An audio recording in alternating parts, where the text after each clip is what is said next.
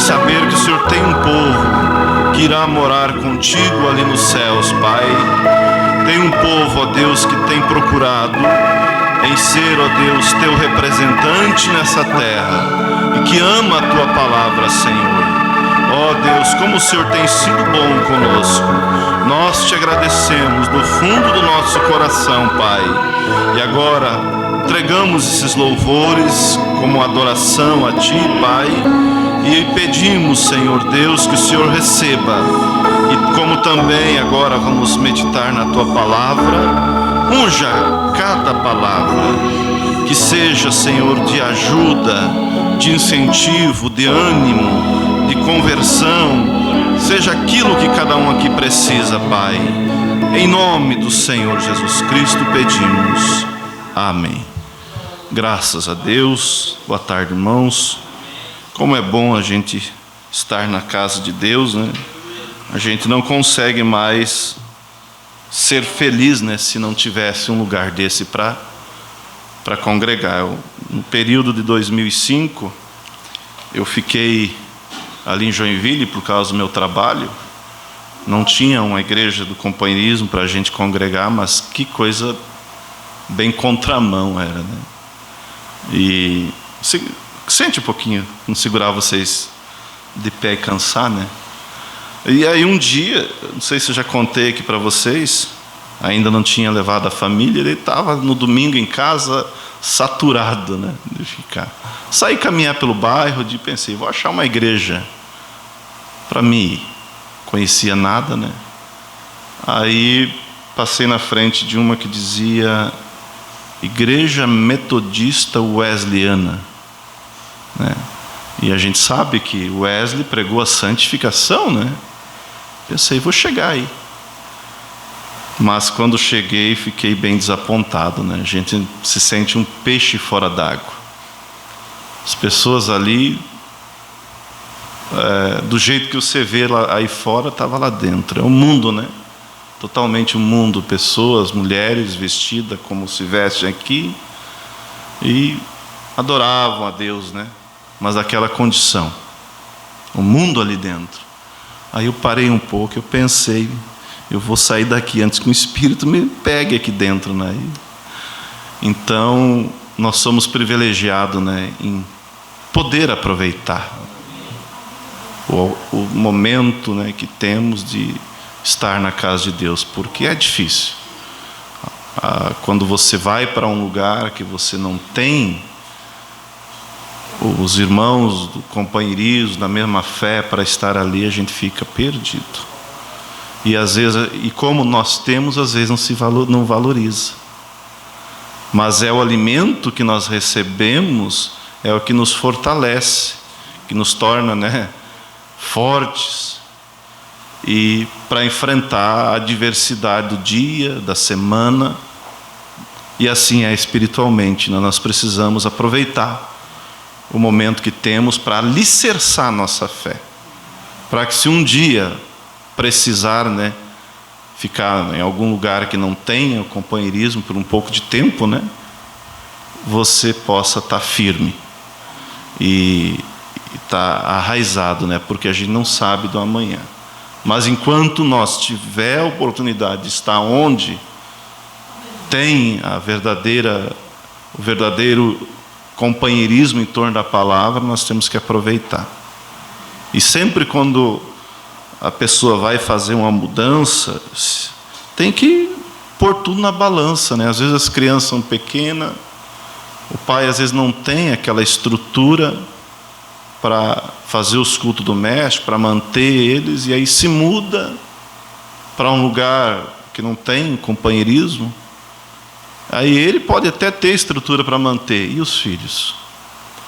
Entende? E os filhos? Isso eu preocupava. Quando eu estava ali, então a gente fazia os cultos domésticos. E às vezes eu dava um pulo ali em Curitiba. Na época tínhamos companheirismo. Às vezes em Criciúma, às vezes em Chapecó. E assim foi passando até conseguir transferência, né? Então a gente tem que valorizar o que nós temos de mais valor, que é o quê? Os irmãos, o companheirismo, os cultos, a presença de Deus. Estava tão bom, né, nós cantar, e eu creio que vai continuar bem bom agora no momento da ministração da palavra. Agora eu peço vocês ficar de pé, pedir para vocês sentar para não segurar vocês cansando, né? Eu quero ler com vocês no livro de Números, capítulo 19, a partir do versículo 1. Números, já bem no início do Velho Testamento aqui, depois de Levíticos. Foi um dos livros que escreveu Moisés, né? Números 19, diz assim: Falou mais o Senhor a Moisés e Arão, dizendo: Este é o estatuto da lei que o Senhor ordenou, dizendo: Dize aos filhos de Israel que tragam uma bezerra ruiva, sem defeito, que não tenha mancha, e sobre o que não subiu jugo. Jugo, que a Bíblia quer dizer ali, é a canga, né? E dareis a Eleazar o sacerdote, e a tirará fora do arraial, e se degolará diante dele. E Eleazar o sacerdote tomará do sangue com o dedo, e ele a aspargirá para a frente da tenda da congregação 7 vezes. Senhor Deus, é a tua palavra, Senhor, que suportou os milênios e chegou ao nosso tempo. Dá-nos, ó Deus, o entendimento, dá-nos, ó Deus, a sensibilidade, para que cada um possa compreender a tua palavra, que eu possa falar de forma clara, para que seja de edificação a todos, em nome do Senhor Jesus Cristo. Amém. Podeis assentar, irmãos. O título, eu já preguei em outras vezes, não lembro se preguei aqui, mas é Os Tipos Bíblicos do Velho Testamento no plano da redenção. Os tipos bíblicos. A Bíblia diz, por isso que eu quero ser bem compassado, se alguém não entender alguma coisinha, depois se pode me perguntar, para que você possa realmente aproveitar ao máximo, né? Porque assim como na aula, às vezes a professora passa ali aquele tema ali, aquele trabalho, e de início a pessoa não entende, aquilo parece um bicho, né, de 7 cabeças, mas depois de algumas explicações a pessoa vê como é simples. Então na pregação, talvez, como ela é corrida, algum ponto a pessoa não entende, mas se não entender, depois, em algum momento, a oportunidade pode nos perguntar, principalmente os mais novos. Então, a Bíblia diz que as coisas do Velho Testamento eram sombra dos bens futuros. Ou seja, tudo ali que o sacrifício, as festas, os sábados, ali era sombra que apontava para algo original. Se você vê uma sombra, tem que haver algo original que está causando aquela sombra. E você vendo a sombra de algo, você já tem noção de como que é o objeto. Você vê ali a silhueta, né, como um desenho.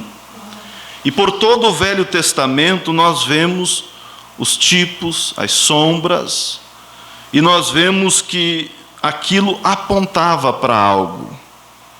E aqueles irmãos, aquele povo que tomou e pôs em prática, vamos dizer assim, a sombra, o tipo, eles foram beneficiados. E eu penso nesse grande Deus que enche os céus e a terra. Pensa você, enche os céus e a terra, em que a Bíblia diz que Deus fez os mundos foram criados pelo poder da sua palavra. Nós conhecemos o nosso mundo, né? E o cientista consegue ir em alguns outros astros, alguns outros lugares, como na Lua, conseguem ver, né, tantas coisas. O Sol mesmo nós vemos, as estrelas, tantas coisas, né, que existem, que foram criadas por Deus. Agora se imagine aquilo que nós não conhecemos, porque Deus ele é infinito. Ele enche os céus e a terra. Por isso que a Bíblia diz: conheceis a Deus e prossigais em conhecer.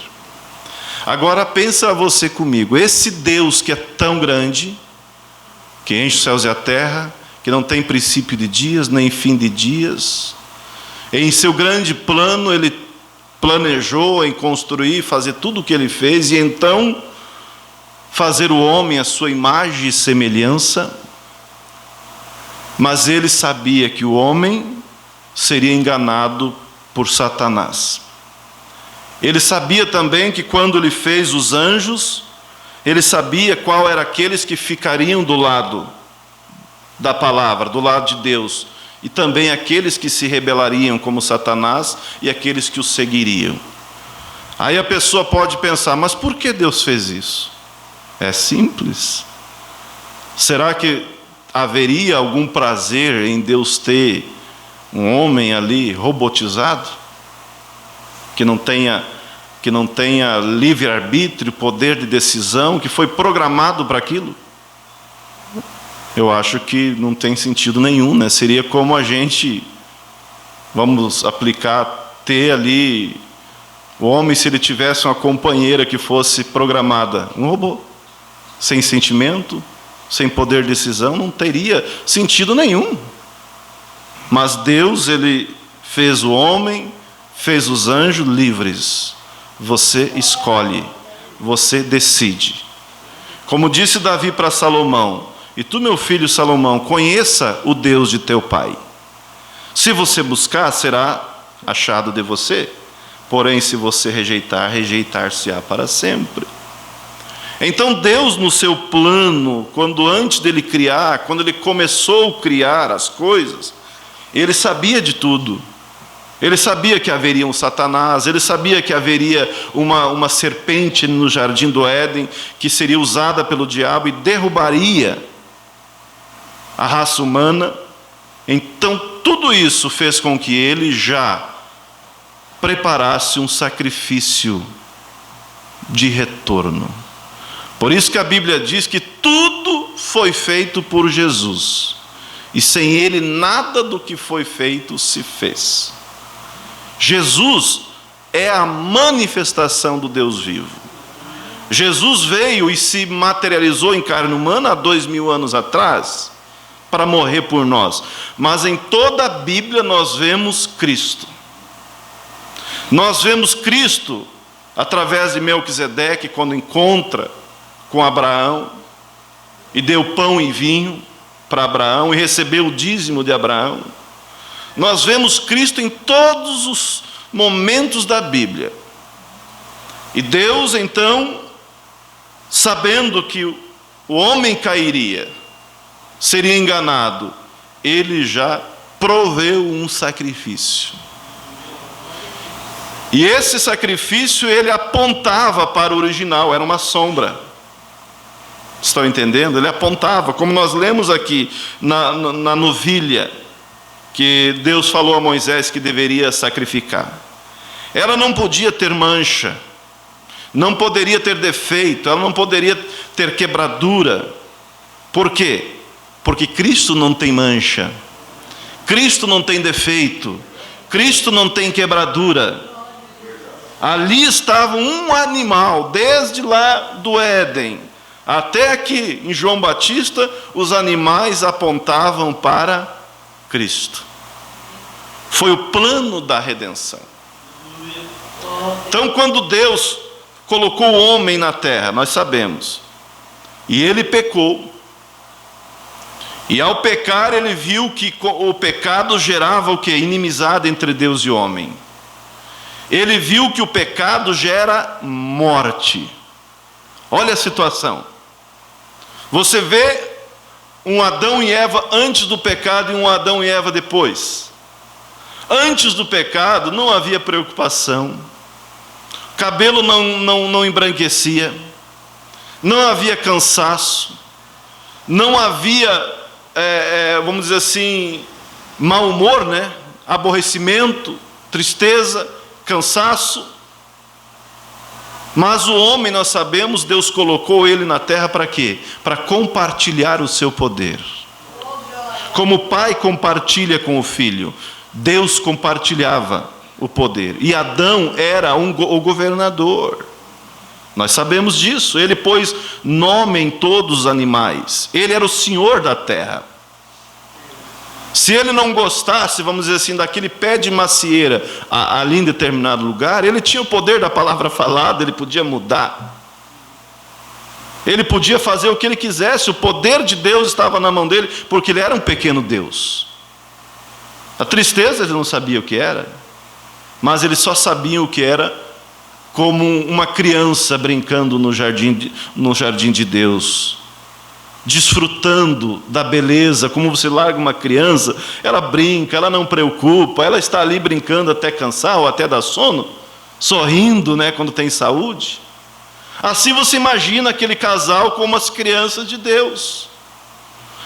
Mas chegou o dia que Eva começou a ter aquele companheirismo fora dos limites, né, com a serpente. Nós sabemos que a serpente era um animal que tinha poder de raciocínio. Não é essa serpente que nós conhecemos hoje. Mas ela ficava entre o chimpanzé e o homem. Sabe que o chimpanzé é parecido com o homem, então ela era bem mais parecida. E ela conversava, ela raciocinava, quem sabe fazia alguma gracinha ali para Eva. E o diabo, vendo ali a oportunidade de poder ter um corpo para poder enganar, porque o diabo não pode criar, Deus cria, Satanás não, ele perverte. Por isso nós vemos a perversão aí do mundo, na vida das pessoas, na vida dos casais, há uma perversão, porque o diabo perverteu. Deus deixou a coisa pela criação, mas o diabo vem e perverte. Então Satanás ali se infiltra nessa serpente e chamou Eva para um debate escriturístico. Olha o perigo, eu já preguei isso, eu não lembro se preguei aqui, mas um dia quero pregar, o perigo do espírito religioso. É muito mais perigoso do que as pessoas imaginam. Porque o espírito, vamos dizer assim, da imoralidade está ali abertamente. O espírito da mentira está aí. O espírito da ganância, o espírito da inveja, está aí abertamente, você vê. Está claro, mas o espírito religioso, se você não tem uma visão espiritual, não tem como discernir, porque ele vem para dentro das Escrituras. E a serpente, ela veio, chamou Eva para dentro das Escrituras. Como diz o pastor Febrônio, hoje nós temos a Bíblia, com tantos mandamentos, mas ali tinham poucas frases. No dia em que comerdes do fruto da árvore que está no meio do jardim, do conhecimento do bem e do mal, né, vai morrer. Era isso. Pode fazer de tudo, menos tocar na árvore do conhecimento do bem e do mal. Não pode. Mas veja que, leiam depois, a serpente chegou para Eva e disse: não é assim que Deus disse que vocês podem fazer de tudo? Sim, menos tocar na árvore do conhecimento do bem e do mal, porque no dia em que tocar, a gente morre. Aí o que ela disse? Só acrescentou não. Pouquinha coisa, né? Só alterou um pouquinho o texto. Não, vocês não vão morrer. Sabe por que Deus disse que não é para tocar? É porque Ele sabe que no dia que vocês comerem, vai abrir o vosso entendimento e vocês vão conhecer o bem e o mal e vocês vão ser como Deus. Então por isso que Deus assustou, né? Não coma, porque você vai comer, você vai perder essa inocência. Você vai ser como Ele. Veja, a receita que o diabo deu através da serpente para Eva é a mesma lá do princípio, em Isaías 14. Que ele quis ser como Deus. Vou colocar o meu trono da banda do norte e serei como Altíssimo. Ele quis ser como Deus. E aí ele induziu o homem aqui querer ser igual a Deus. Aí conhecemos a história, ela comeu do fruto e deu ao seu esposo. Aí, claro, abriu-se o entendimento, caiu aquela inocência, e eles então perceberam que estavam nus. E agora? Estamos nus. Fizemos o que Deus disse que não era para fazer. E nós sabemos que todo cair da tarde, como agora, né? Agora é 6 e pouco, todo cair da tarde, Deus descia e tinha companheirismo com seus filhos. Que privilégio, né?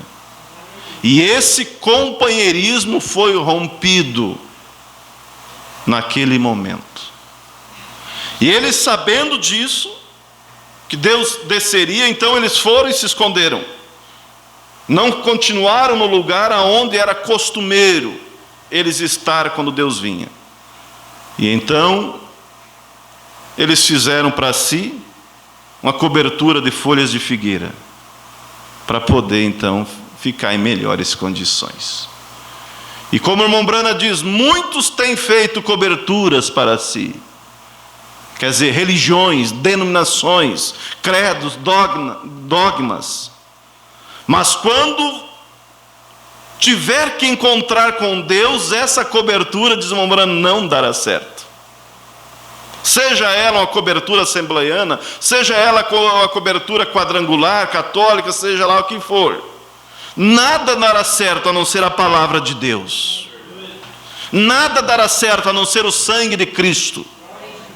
Nada dará certo a não ser uma vida completamente imersa no sangue de Cristo, uma vida completamente coberta com o sangue de Cristo. Não dá certo. Mas veja, não pegou Deus de surpresa. Deus chega: Adão, aonde você está? Estava escondido. Adão joga a culpa na Eva, Eva joga a culpa na serpente, e assim cada um tenta se livrar. Mas Deus já tinha ali um caminho provido. Deus já tinha ali uma provisão. Como tem hoje ainda, continua essa provisão para quem desejar. Como diz São João, que Deus amou o mundo de tal maneira que deu o seu Filho unigênito, para que todo aquele que nele crê não pereça, mas tenha a vida eterna. Tinha uma provisão. O que foi? A morte de um cordeiro, sem mancha, sem quebradura, sem defeito. A morte de um cordeiro que apontava para ele mesmo que um dia viria. E Deus fez aquela vestimenta e jogou para eles, e eles puderam sair então diante da presença de Deus. Por certo trêmulo, por certo cabeça baixa. E como a Bíblia mesmo diz que o sangue de touros, de cordeiros, não tirava o pecado, cobria, era um sacrifício provisório. E Deus, quando eles chegam diante da presença de Deus, Ele disse: vocês não podem ficar na minha presença, vocês têm que sair agora. Vocês não podem mais ficar em casa, em outras palavras. Vocês não podem ficar mais no jardim, vocês têm que sair. Porque o pecado minou, aquilo que não poderia minar, agora minou. Vocês não ouviram a mim, mas vocês ouviram a Satanás. E então o irmão Brana ilustra muito bem esse quadro. Ele diz que então Adão, com seu forte corpo, colocou o braço ao redor de Eva e começaram se afastando da presença de Deus. Começaram a sair. E Deus olhando, e o irmão Brana disse, Deus soletrou a palavra amor. Por isso, irmão, a presença de Deus é amor. Quando a presença realmente vem em um coração, se ele tiver um inimigo, ele abraça. As diferenças caem por terra. O pedido de perdão acontece porque Deus é a essência do amor. O diabo, por outro lado, é a essência do ódio. Deus é a vida, ele é a morte. Deus é a paz, o diabo é a depressão, é tudo oposto. Deus amou.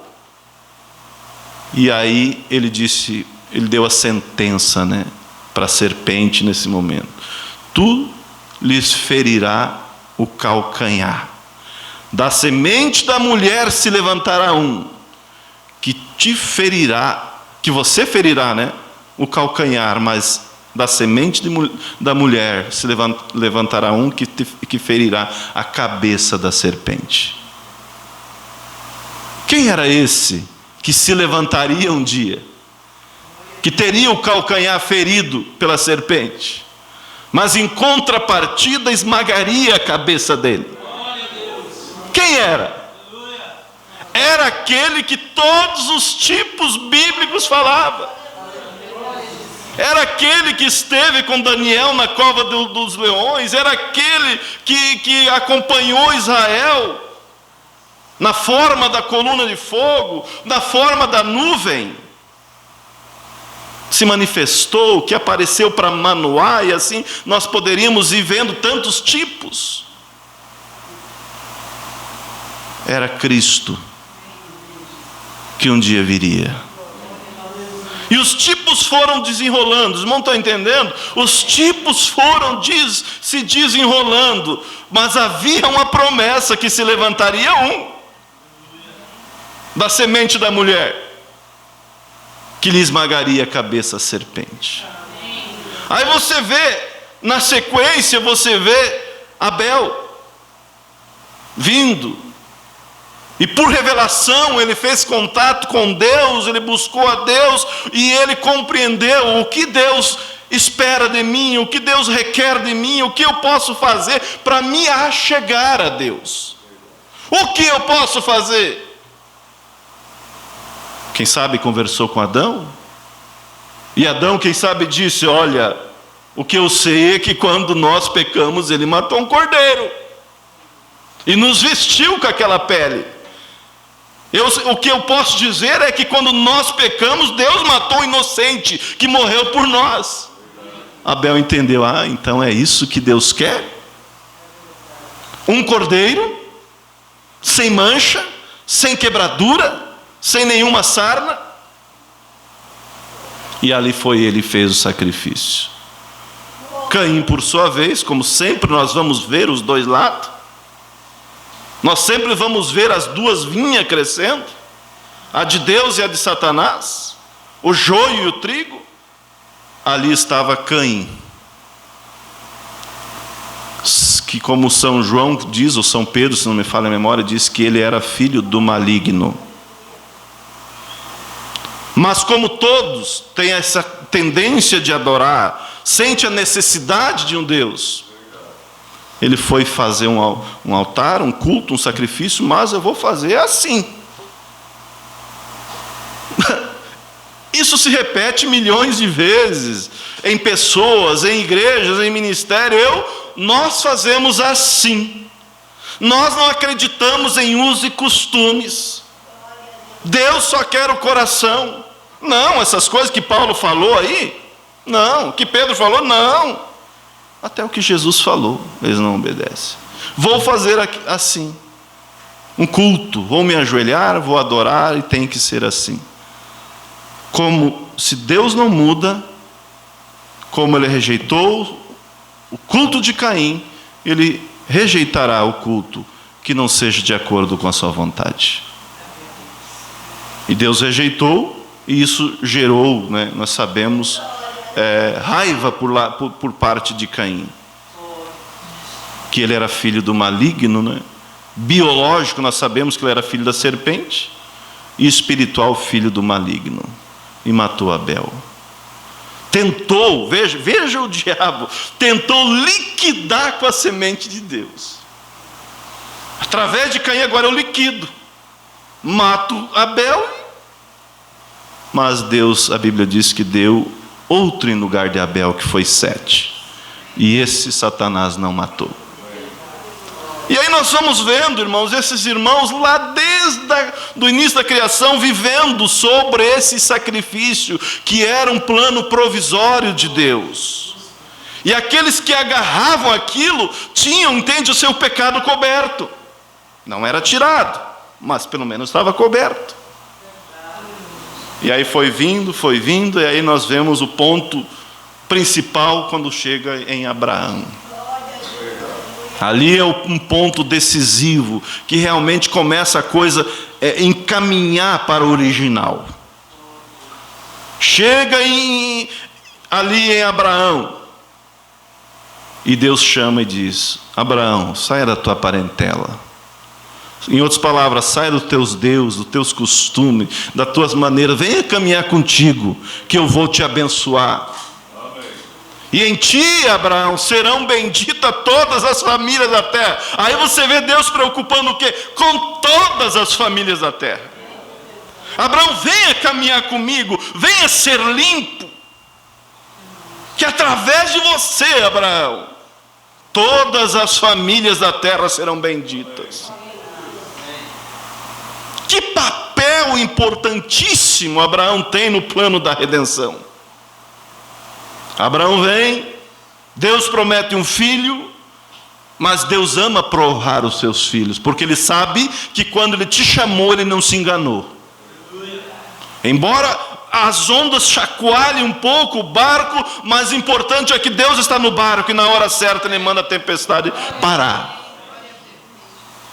Deus não perde, e Ele sabe que nós também não perdemos, porque Deus está ali ao nosso lado, ao nosso redor, e quando o inimigo iria nos liquidar, Deus dá uma bordoada no diabo.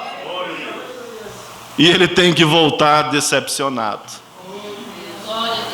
Deus sabia que Abraão, ele poderia chamar e confiar.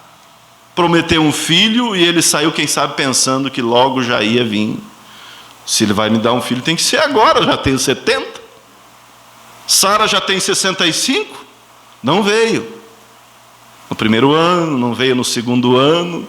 Mas Abraão, como a Bíblia diz, creu, e isso foi imputado como justiça, e foi chamado amigo de Deus, como falamos aqui domingo passado.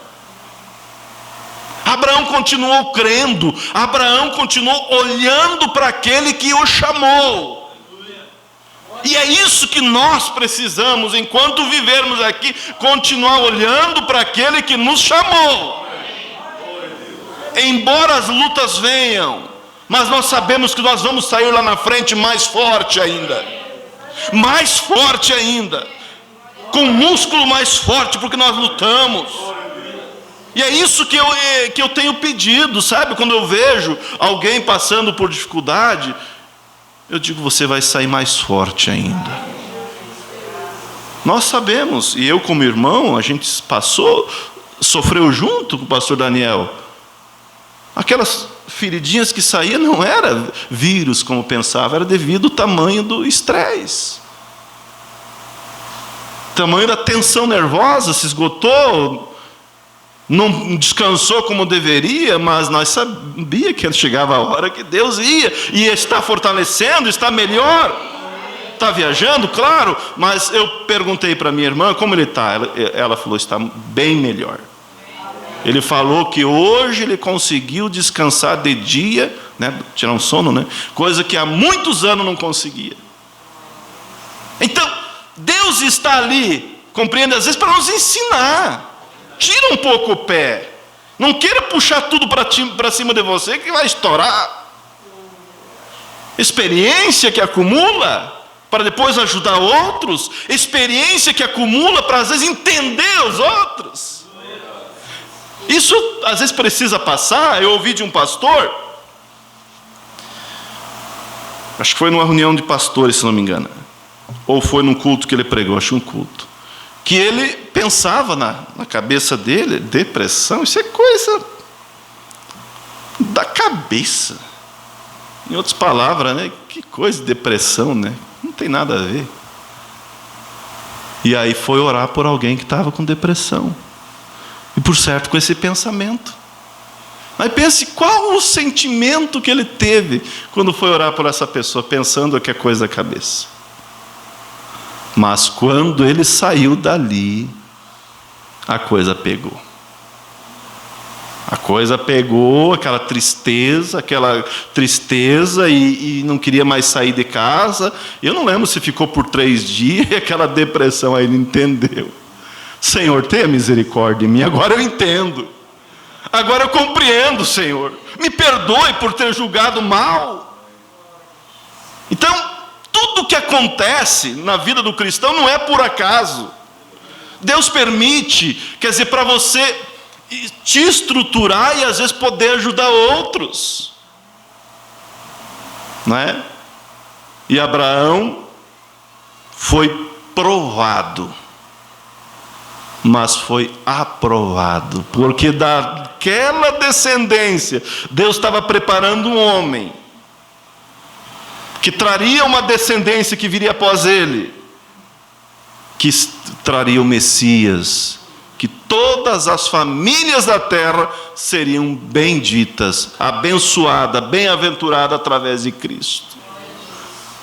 Aí você vê a linhagem Abraão, aí vem Isaac. Vem Isaac com o mesmo perfil de fé. Quando falei esses dias aqui, quando ele encontrou com Rebeca, a Bíblia diz que ele tinha saído para o campo orar. Eles já sabiam orar ali antes da lei, ali no início. O que era orar? Falar com Deus, ter companheirismo. Por certa tarde estava caindo e ele sentiu aquele desejo de ter comunhão com Deus, e ele foi para o campo e encontrou sua amada. Aí você vê a linhagem, aí vem Jacó, embora com a vida toda torta, mas ele passa o vale de Jaboque e luta com o anjo e disse: eu não te solto sem de tudo me abençoares. E o anjo o abençoa e transforma ele de um Jacó para um príncipe. E aí nós vemos vindo a linhagem. Aí nós podemos pensar em todos os santos do passado, como Jó, como Enoque, como tantos outros, como José, como Davi, como Josafá, e assim todos os outros vinham nessa linhagem agora já, mas ainda sobre o sangue de animal. Ainda não podiam ter companheirismo com Deus, ainda não podiam ter esse encontro com Deus, ainda havia, entende, uma separação, ainda havia esse, vamos dizer assim, esse querubim que impedia a entrada deles até Deus. Vocês estão vendo como isso é profundo? Porque eles estavam com pecado. Se a pessoa está toda suja e você pega e bota uma roupa bem limpa, aparentemente está bonito, né? Mas vai ver por baixo como está. O que precisa? Tomar um bom banho e depois botar a roupa limpa. Vocês entendem? A roupa cobriu aquela sujeira, mas está ali. Como nós dizemos, né? A craca está ali. E aí é algo provisório mesmo, né? Se caiu ali na estrada ali, se lambuzou tudo no barro ali, tem uma muda de roupa, troca, fica menos feio, né? Mas depois chega em casa, toma um banho. E assim estavam eles. Veja Davi dizendo: o meu pecado está sempre diante de mim. Você vê Jó dizendo: porque eu sei que o meu Redentor vive e que por fim se levantará sobre a terra. E mesmo depois de consumida a minha pele, ainda nesses olhos e não outros, eu verei a Deus. Que coisa gostosa, né? Ali, passando por aquelas lutas, você vê Jó, a ponto da própria esposa dizer, né? Amaldiçoa esse teu Deus e morre. Acaba com isso. Não tem mais nada, não restou mais nada. Sim, ainda restou a minha fé em Deus. Acabou tudo, mas a minha fé não acabou. O meu amor por Deus não acabou. E a fé é que traz as coisas à existência.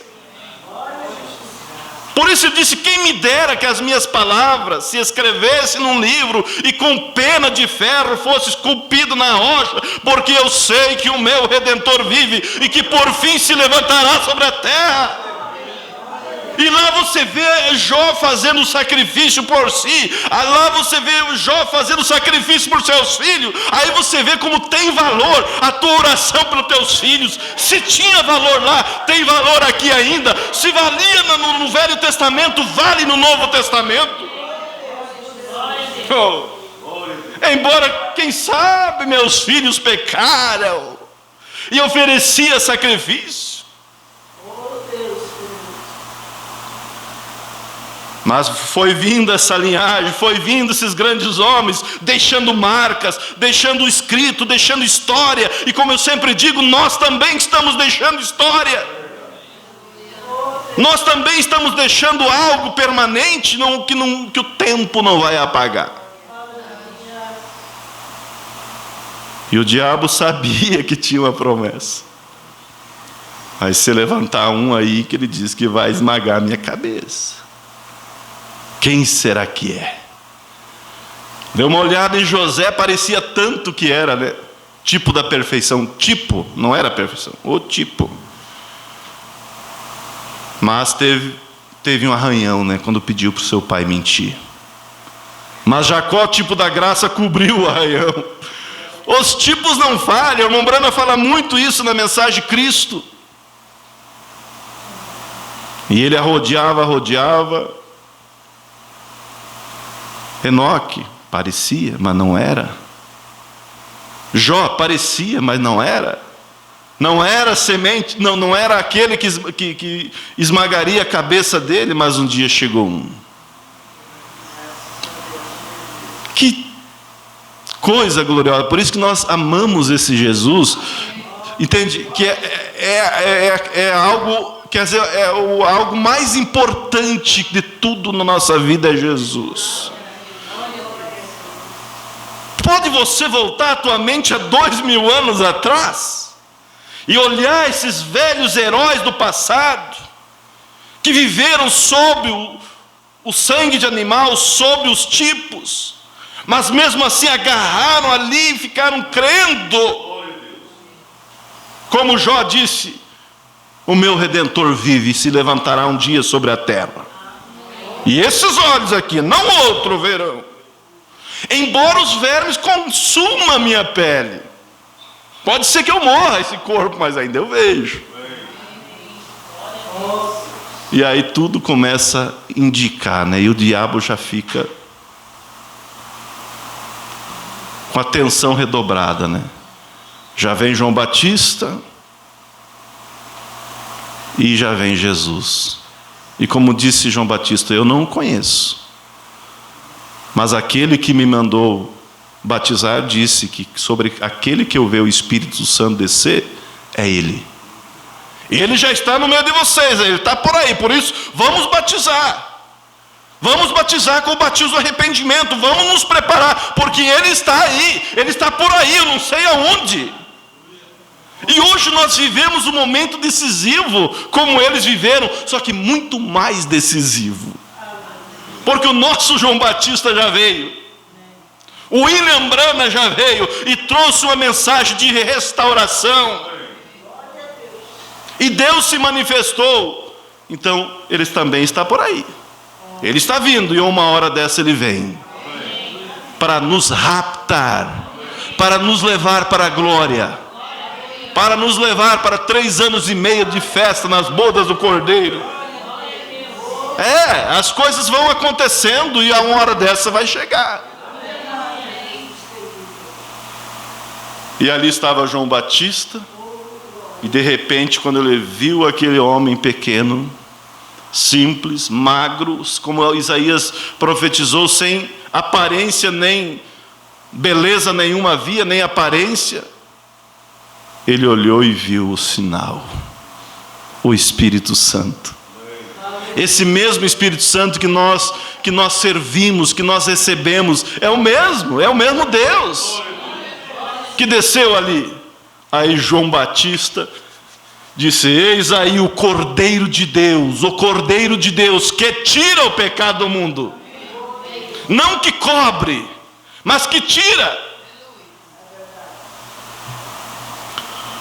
E você veja, irmãos, homem sempre vai ser homem. Por isso que nós devemos sim ter a nossa fé sempre alicerçada e olhando para Deus. Como o profeta, ele disse: eis aí o Cordeiro de Deus que tira o pecado do mundo. Mas como homem depressivo na cadeia, ele já ficou duvidoso: será que é ele? Será que eu cumpri o meu ministério? Será que eu apontei o Cristo? Ou será que eu peguei pesado demais com Herodes e vim parar na cadeia antes de apontar? Chegou para os seus discípulos e disse: vão lá e vejam se é ele. E depois volte me dizer. Chegaram para Jesus e Jesus disse: veja os sinais. Os coxos andam, o surdo ouve, e aos pobres é anunciado o reino de Deus. Fala isso para João. Por certo, quando eles voltaram lá na prisão, João disse: agora estou em paz, cumpri o meu ministério. Aquele que tira o pecado do mundo está aí.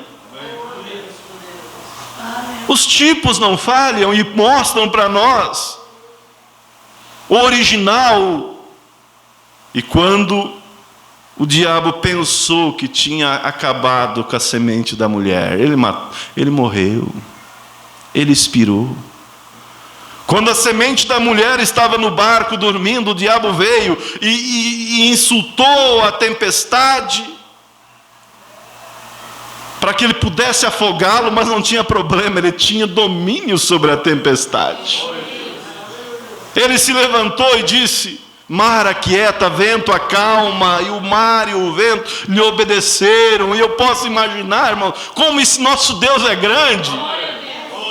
Eu posso imaginar o diálogo entre o vento e o mar ali, e disse: eu conheço essa voz foi a que me criou. Ele disse para mim parar, e eu tenho que parar. Isso não é retórica, isso é realidade. E quando ele foi levado à cruz, porque ele disse: quando eu for levantado, todos atrairei a mim. Quando ele expira no Calvário, o diabo cantando a vitória, a Bíblia diz que a terra teve uma prostração nervosa. A natureza chorou, a natureza escondeu o rosto, e tem um hino que diz: mas o homem que é homem, a imagem de Deus, mataram Jesus. Aí você pensa que a criatura não conhece o Criador? Porque quando ele expirou, a terra entrou em colapso, em nervosismo, a terra tremeu, o sol, a Bíblia diz que escureceu, o sol disse: eu não posso ver isso, o meu Criador está morrendo, porque foi Ele, porque a Bíblia diz que tudo que foi feito por Ele. E agora a natureza observa, pasmo o Criador expirando, observa, pasmo o Criador dizendo: Elohim, Elohim, lama sabachthani, que quer dizer: Deus meu, por que me abandonaste? Mas quando ele expira, quando ele morre, naturalmente ele desce às regiões do inferno. Qual dos grupos você quer estar? Ele bate na porta e Satanás sai para receber, ver quem é. Mas é você, eu acabei de te matar. Sim, sou eu, me dá a chave da morte e do inferno. E eu vim aqui para testificar, falou para aqueles que estavam ali, para testificar que aqueles tipos era verdadeiro, aqueles cordeiros era verdadeiro, apontava para mim. Noé era verdadeiro, Elias era verdadeiro, Isaías era verdadeiro. Eu vim para dizer para vocês que aquilo era verdade. Mas foi o que? Uma testemunha para a condenação. Vocês não aceitaram Elias. Ele teve que fugir para baixo do pé de zimbro, mas ele era verdadeiro. Vocês não aceitaram Isaías, fecharam num caixão e cerraram no meio, mas ele era verdadeiro, ele era minha testemunha. Os profetas falavam de mim. Era eu que estava em Moisés intercedendo pelo povo, vocês não sabiam, mas era eu. Dizendo, perdoa esse povo se não risca o meu nome no livro que tem escrito. Era eu, Jesus estava nos profetas, ele sempre esteve, vocês não creram, mas eu vim dizer para vocês que é verdade. E Satanás me dá a chave da morte do inferno. Você tem os meus trancados lá, mas eu preciso soltá-los. Vocês estão entendendo por que ele pegou a chave da morte do inferno? O diabo tinha o domínio. Eles pecaram, eles caíram na lama, botaram uma roupa por cima, mas a lama está ali.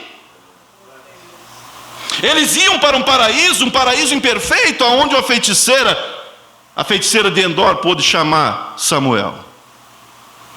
Os tipos não falham. E Jesus disse, sim, eu estava nos sacrifícios.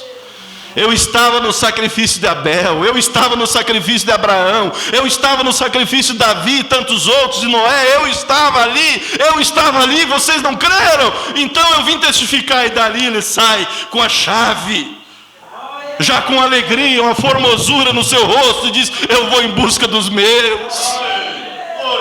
Era morte entrar além do véu, mas quando ele expira no Calvário, a Bíblia diz que o véu do templo, que separava o templo e o lugar santíssimo, que seria como aqui, rasgou-se de alto a baixo. Que coisa gloriosa. Quem sabe havia ali um questionamento, né? Quando chegava um dos santos, aqueles que estavam lá, e daí, como é que está lá? Está chegando já aquele que Deus falou, a semente da mulher que ia esmagar a cabeça da serpente? O libertador está chegando?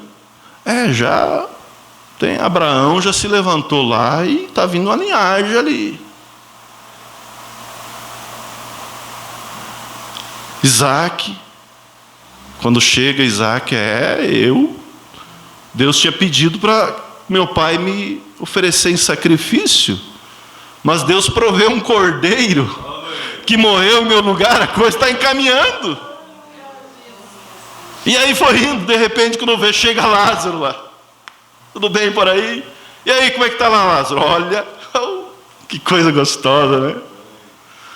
Quem sabe Daniel falou para ele, e daí como é que está Lázaro? Eu tive ele na cova dos leões comigo lá, mas ele já se materializou lá? Os 3 jovens, eu tive ele. O 4º homem estava comigo, mas ele já se materializou? Quando chega Lázaro, a festa foi grande. Quem sabe Jó falou assim, aquele que eu disse que se levantaria, já se levantou? Como é que está a coisa lá embaixo? Sim, se levantou. Inclusive ele era meu amigo e dormia lá em casa. Sim, ele é filho de Maria, casada com José. Está por lá já. Isso é uma comparação, mas que ilustra a realidade. De repente Lázaro diz, ele me chamou, eu tenho que voltar. Mas nem bem volta Lázaro, dali a pouquinho aparece Jesus. A semente da mulher, o cordeiro provido por Deus, o sacrifício perfeito. Chega Jesus e diz, vamos embora, o dia está clareando em Jerusalém, vamos embora. Eu vim buscar vocês creram no sacrifício, eu estou aqui. Se isso não mexe com o nosso coração, não há nada que mexa. Eu imagino Jó dizendo, eu não falei que os meus olhos veriam o meu Redentor, que por fim se levantaria sobre a terra. É Ele, eu conheci Ele. Sadraque disse, não é Ele, Benego, que esteve com nós na fornalha. Claro que é Ele. Daniel disse, foi Ele que esteve na cova do leão. Abraão disse, foi Ele que me deu pão e vinho.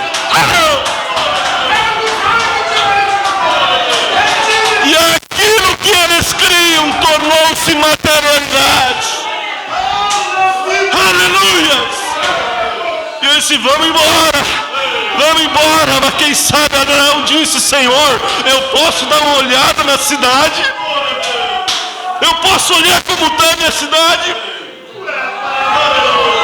E Jesus disse: sim, pode dar uma olhada, Abraão. Eu ainda vou ficar 40 dias por aqui para alicerçar os meus discípulos. Pode ficar. E o diabo perdeu. E o diabo perdeu. E aquele sangue lavou os pecados desses homens do passado. E aquele sangue segue lavando a nós.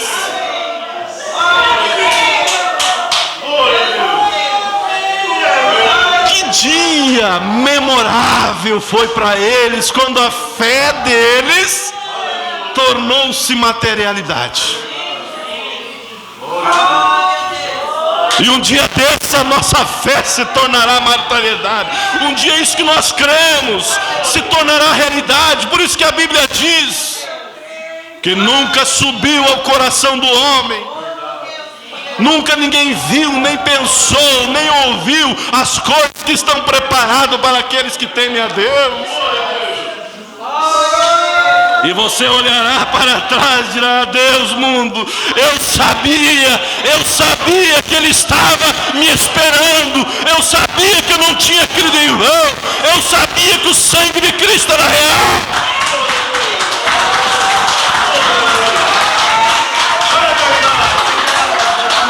Por isso os nossos queridos que já estão ali, eles estão numa expectativa quando nós vamos chegar. Eles estão ali. E eu não tenho medo quando a minha hora chegar. Eu não tenho medo, você não tem medo. Porque a nossa vida está sendo guiada, dirigida por Deus. Ele está com a gente todos os dias. Os tipos, seta indicativa. O Cordeiro de Deus viria um dia e veio. Hoje nós não vivemos mais na sombra, mas nós vivemos na realidade. Hoje nós podemos entrar véu adentro. Hoje nós podemos chegar na presença de Deus e dizer: Senhor, eu estou aqui. Senhor, eu estou aqui. Eu entro diante da tua presença, representado pelo sangue de Cristo. Louve a Deus, vamos adorar a Deus, vamos aplaudir ao Senhor. Glória a Deus, irmão Lindomar, vamos cantar um hino. Louvado é o nome do Senhor Jesus Cristo. Aleluia.